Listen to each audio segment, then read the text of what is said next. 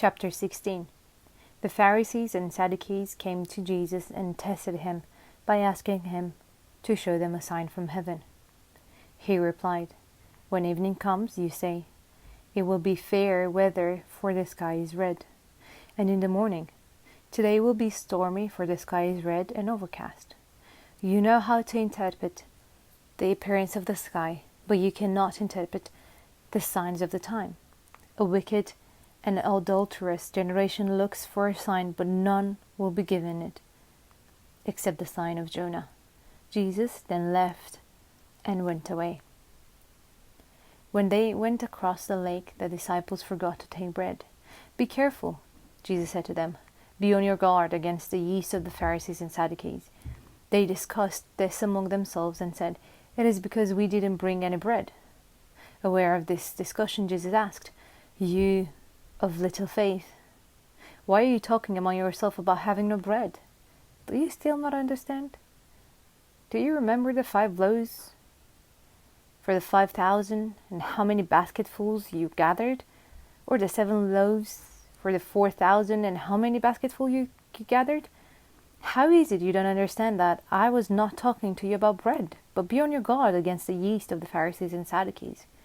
Then they understood that he was not telling them to guard against the yeast used in bread, but against the teachings of the Pharisees and Sadducees. When Jesus came to the region of Caesarea Philippi, he asked his disciples, "Who do people say the Son of Man is?" They replied, "Some say John the Baptist, others say Elijah, and still others Jeremiah, or one of the prophets." "But what about you?" he asked. "Who do you say I am?" Simon Peter answered, "You are Messiah, the Son of the living God." Jesus replied, "Blessed are you, Simon, son of Jonah, for this was not revealed to you by flesh and blood, but by my Father in heaven. And I tell you that you are Peter, and on this rock I will build my church, and the gates of Hades will not overcome it. I will give you the keys of the kingdom of heaven. Whatever you bind on earth will be bound in heaven, and whatever you loose on earth will be loosed in heaven." Then he ordered his disciples not to tell anyone that he was Messiah. From that time on, Jesus began to explain to his disciples that he must go to Jerusalem and suffer many things at the hands of the elders, the chief priests, and the teachers of the law, and that he must be killed, and on the 3rd day be raised to life. Peter took him aside and began to rebuke him. "Never, Lord," he said, "this shall never happen to you." Jesus turned and said to Peter, "Get behind me, Satan. You are a stumbling block to me. You do not have in mind the concerns of God, but merely human concerns."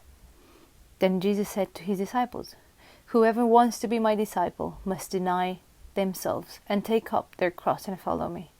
For whoever wants to save their lives will lose it, but whoever loses their lives for me will find it." What good would it be for someone to gain the whole world, yet forfeit their soul? Or what can anyone give in exchange for their soul?